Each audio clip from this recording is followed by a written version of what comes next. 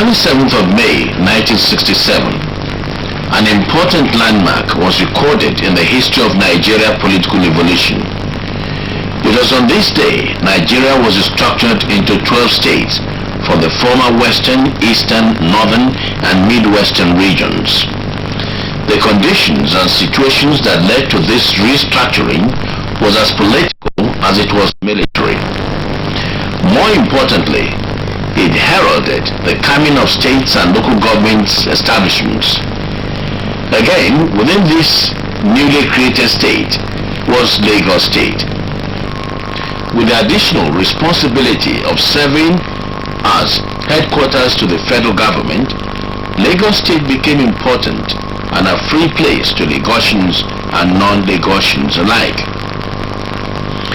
The outcome of this is the phenomenal growth the state has been recording in the area of population and economy, with the total land areas put at 1,381 square miles and population standing at about 8 million.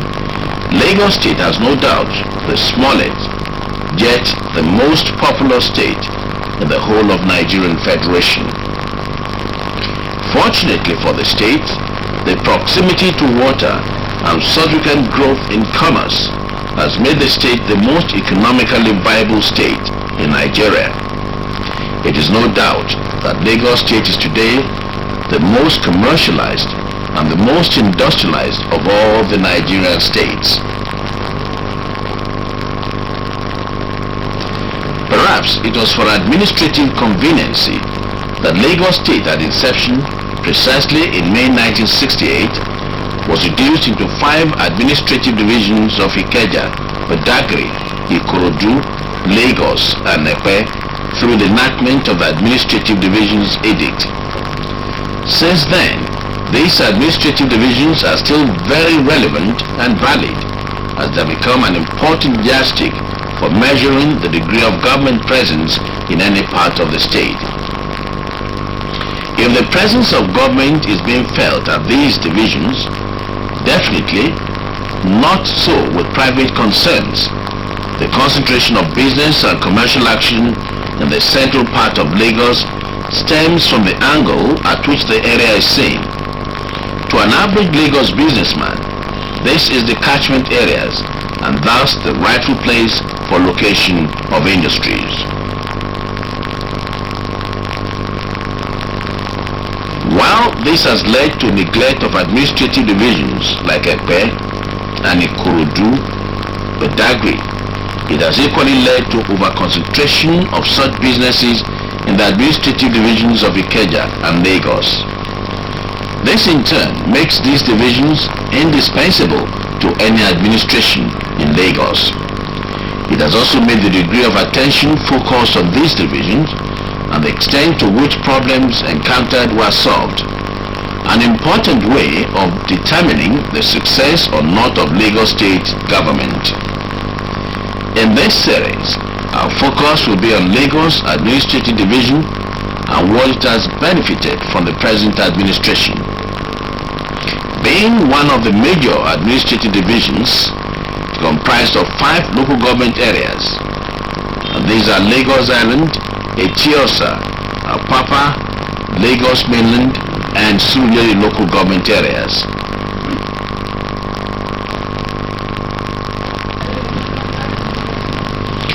For the better part of its existence, the Lagos State administrative divisions were inhabited by the Awori, who were the original and earliest settlers.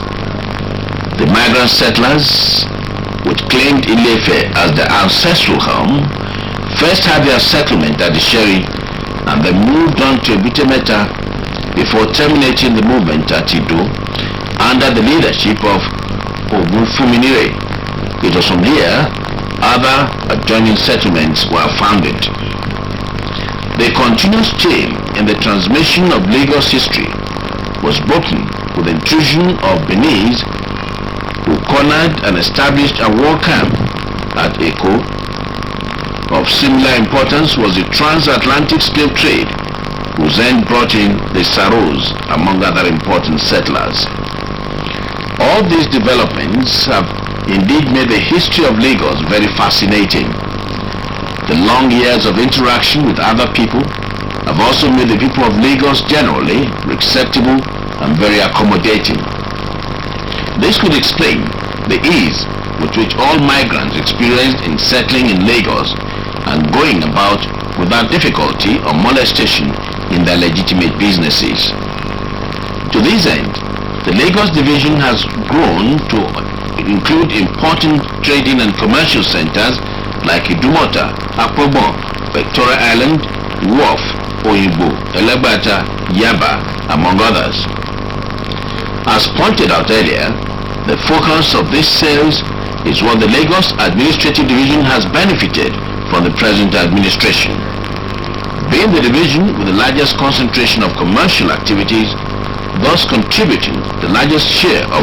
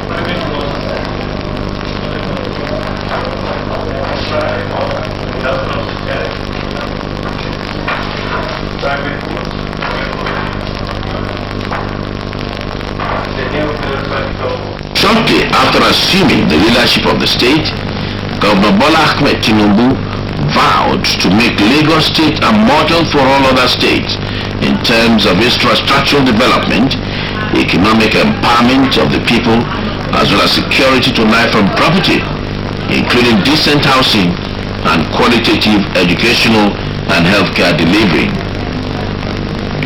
2 years after making the vow, the present level of development has proved beyond doubt that Tinubu's administration is living up to the expectations of the people.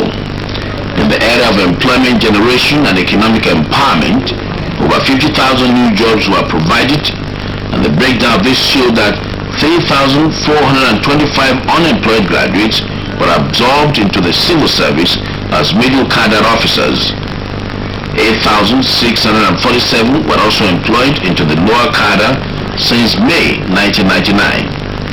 In this regard, 12,304 people were assisted in securing employment in the state through the Lagos State Data Bank system, while 20,000 new jobs were created through private sector participation. Lagos State Traffic Management Authority, highway managers, and drain duct worker scheme.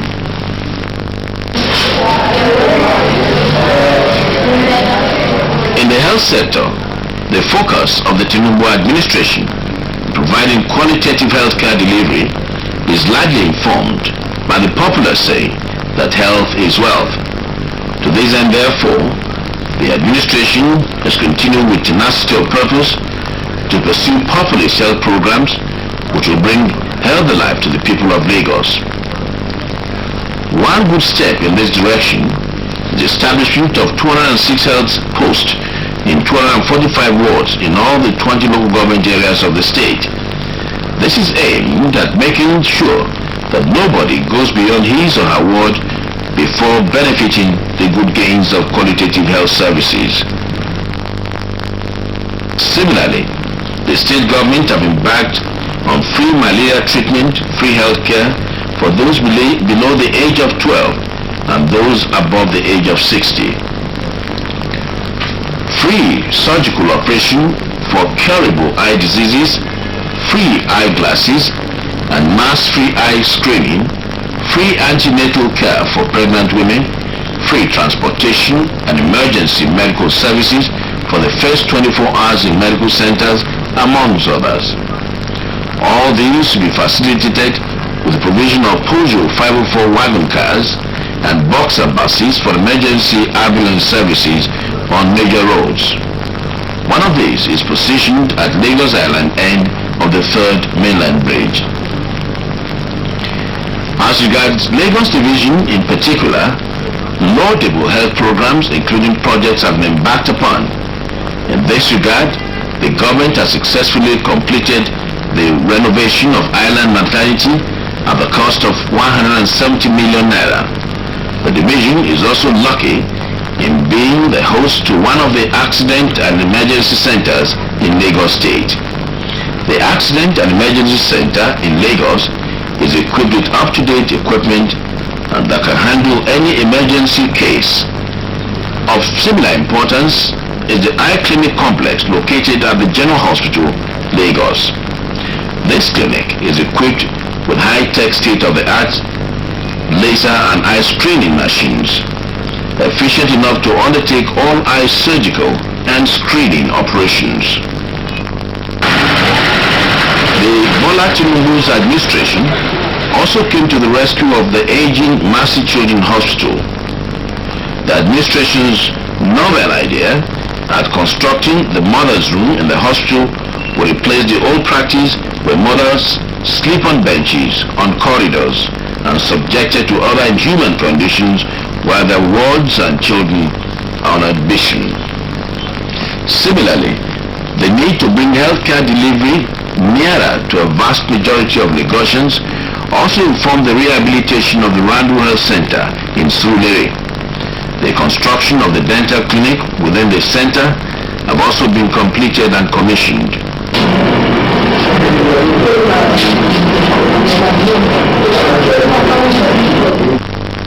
Without doubt, one of the fallouts of Lagos' overpopulation and unemployment problems is the rate of crime in the state. Presently, the security situation in the state is such that the formal security apparatus cannot cope with it. This is no doubt the reason why an average Lagosian always goes to sleep with an eye open. The state government on the side and fired by the zeal to make Lagos free and safe from the men of the underworld is poised to tackle the problem headlong. To date, 70 vehicles were rehabilitated for the state security outfit, the Rapid Response Squad. Additional vehicles are also procured to augment ones in hand. Communications equipment were also fitted into them, thus bringing the total number of vehicles operational in the fleet of RRS into 131. This is apart from the opening of special telephone lines to enhance RRS functional capacity. One of the areas in which the administration of Bola Tiunbu has also focused considerable attention is on road construction. According to government, provision of good network of accessible roads is paramount to this administration. This will no doubt ensure free flow of traffic, which in turn will reduce precious man-hour wasted in traffic hold-ups. As a result, more than 400 roads have either been dualized, rehabilitated, reconstructed, or just constructed. Among these are Owukori Crescent, Alaka, its Relawansin Road, which is being reconstructed,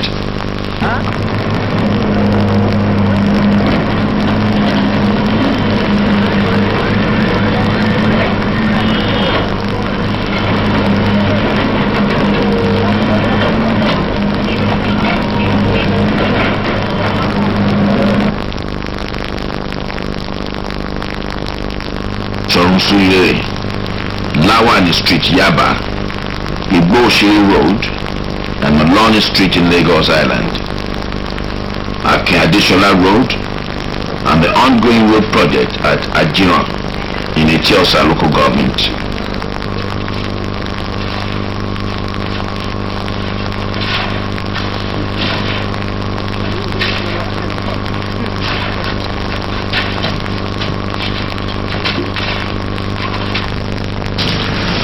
Also, the Lagos State government have been exploiting other alternative means of transportation which could complement the road system.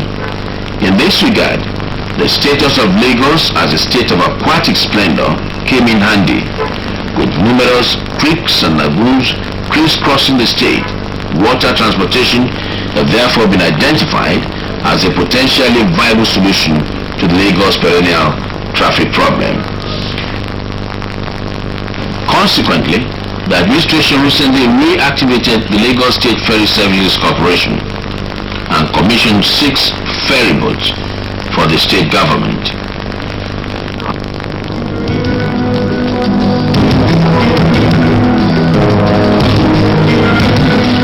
Since the inception of the present administration, the need to provide a decent and an affordable accommodation for the people of Lagos ranked topmost among its highest priorities.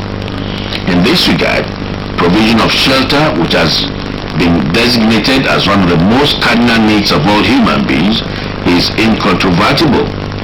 Perhaps no saying proved this fact than the United Nations Housing for All by the year 2000.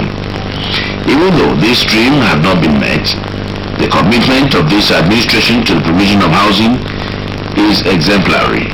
Indeed, it deserves good commendation. Since 1999, the government had initiated over 15 different housing estates, 65% of which falls under the low-cost category. Among these, the 1,300 units in Ajah was commissioned in January. Additional 1,764 housing units have also been commissioned. Before the end of the month, the Ajah Ogombo Housing Estate Foundation will be laid. Work is also ongoing at 1,437 housing units at Ajah, 239 units of different categories at Lekki 1 and 2, and many more.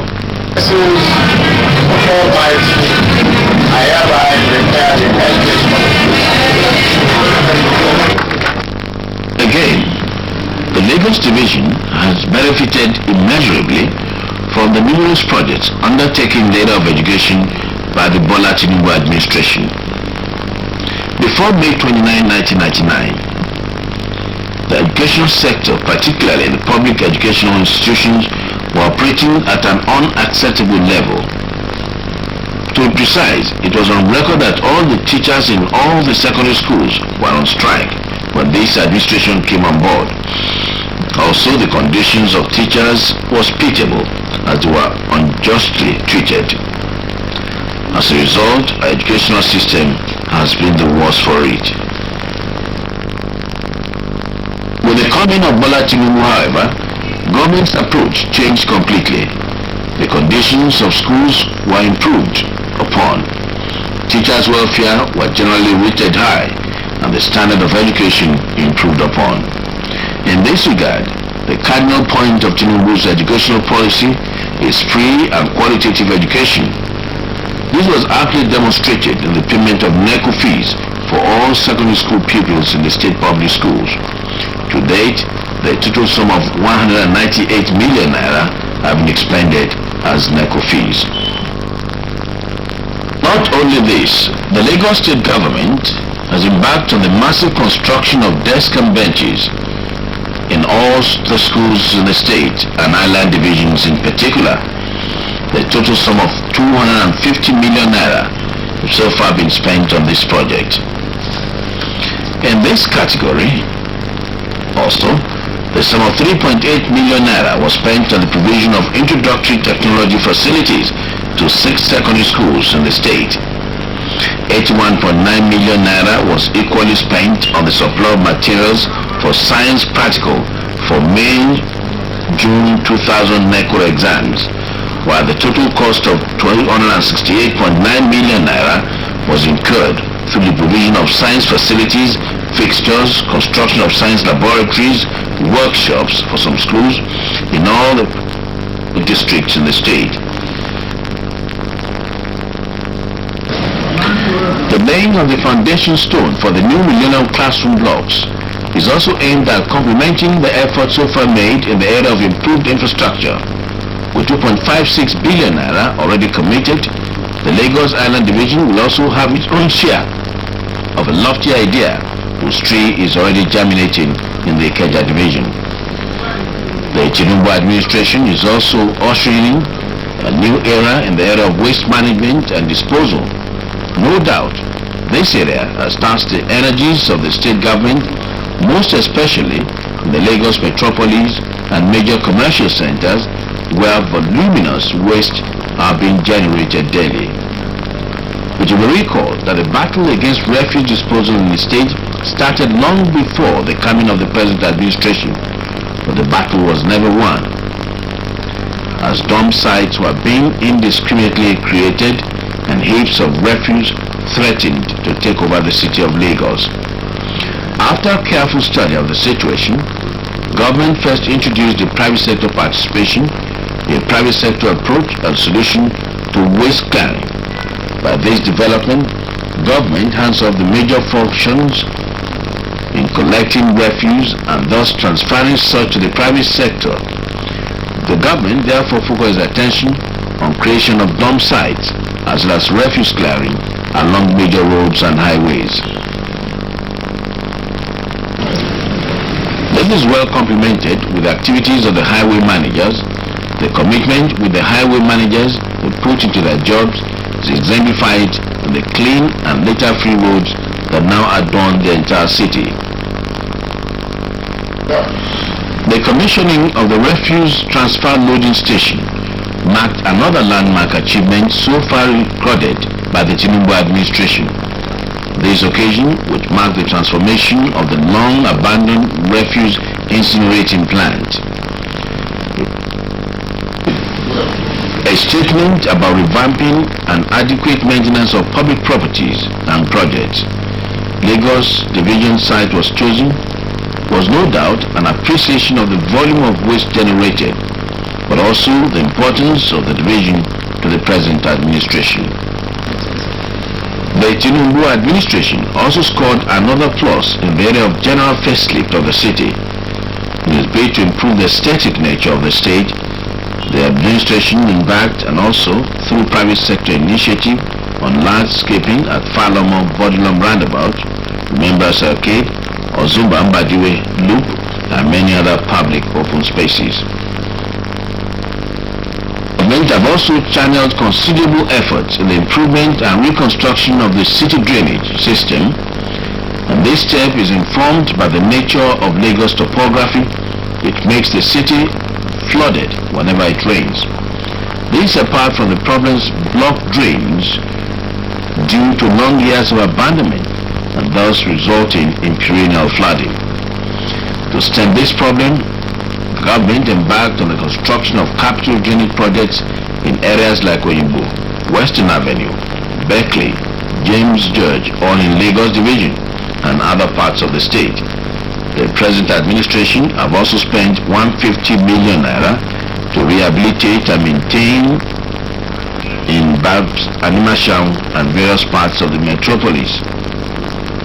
Similarly, rehabilitation of drains have been undertaken at Aroloya, Ajele, Binuyo, Idumago, Thombo, Akin Adeshola, Alhaji Masha, Adeline Ogusoya, Liverpool, all scattered in all the local governments that make up Lagos Division.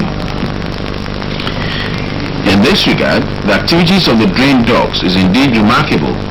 Established for the purpose of clearing the drains in the state all year round, the drain dogs as an interministerial approach have justified to a considerable degree the purpose for which it was established. Anywhere, everywhere they are, doing what they know how to do best, drain clearing. Their activities have also helped in desilting the drains and thereby reducing the instances of perennial and dangerous flooding. An idle mind is a devil's workshop, they'll say. This important saying is not lost on the administration of Bola Tiunbu. He strongly believes that the citizens must have access to recreation and relaxation facilities as a way of passing their leisure times, apart from being a good way of promoting healthy living. Towards this end, quite a number of facilities have been constructed and rehabilitated. Among these are the Ajele Public Open Space in Lagos Island, construction of Jalupon Close Public Open Space in Surulere, renovation of Avon Square, public open space, Ebutimeta, rehabilitation of Onikon Youth Center, ongoing, including the rehabilitation of Rural Park Sports Center, Yaba. The rehabilitation of the campus square by the wives of officials of Lagos State Government is also intended to serve the same purpose. This has since been completed and commissioned by the Governor of Lagos State, Chief Bola Tiunbu. In all, there's no gainsaying the fact that Bola Tiunbu administration is laying a solid foundation for Lagos State in areas of development. The commitment and sincerity of purpose the administration have so far displayed is indeed highly commendable. The achievement and success so far recorded is also remarkable. Bola Tiunbu has proved that he is a tested and trusted leader, blowing a wind of change over Lagos. And for sure, Lagos will never be the same again.